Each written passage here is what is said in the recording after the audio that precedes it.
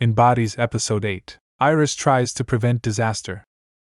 She thought history could be altered if she went back to 1880 to stop Elias Mannix's wicked plans, but she forgot that you can't take anything back to the past. Iris is fitted with a spine, which is a futuristic prosthetic that helped her walk freely in 2053, but it gets lost during her travel back in time. When she arrives in 1880, she can't walk, and then is later arrested and put in a cell.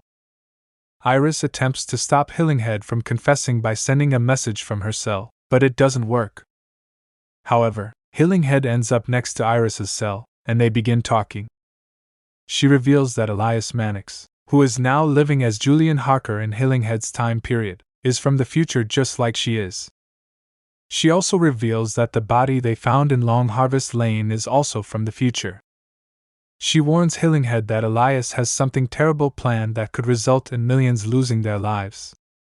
They need to stop him from marrying Polly, and she then tells him he's going to die on his way to prison, with the police claiming suicide as the cause of death.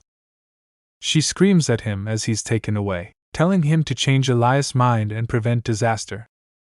Does Hillinghead change Harker's mind?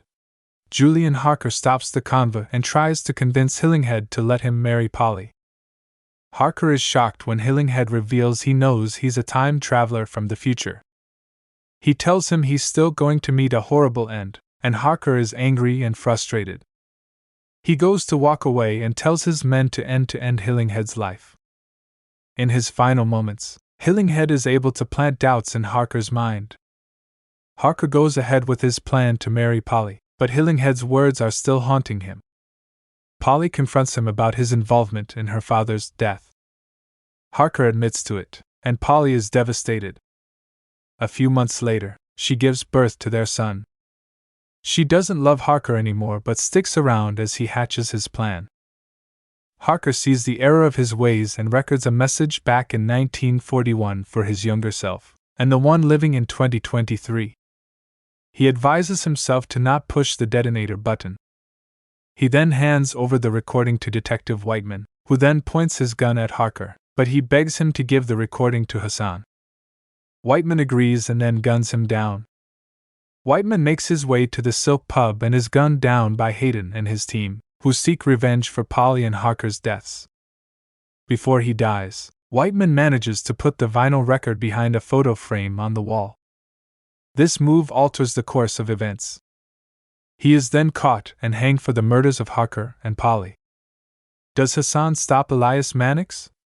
The timeline is now changed, and Hassan's memories are beginning to shift. She has the realization that Whiteman planted the recording in the Silk Pub. Unfortunately, the pub was destroyed in the 2023 explosion, but Hassan still has the throat, which means she can travel back to 2023 with the pub still intact. She finds the tape and rushes to Sarah's house with it. She calls her younger self and tells her Elias has another detonator ready to go, and just needs to find a phone to dial and the number. The phone call would trigger the detonator, destroying London.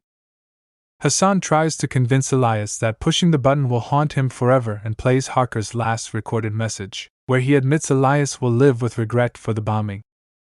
Elias chooses not to detonate the bomb, and his mother, Sarah, rushes out to embrace her son. Elias then vanishes into thin air. Why does this happen? The timeline appears to have reset itself, which means Elias was never born. What happens at the end of Bodies?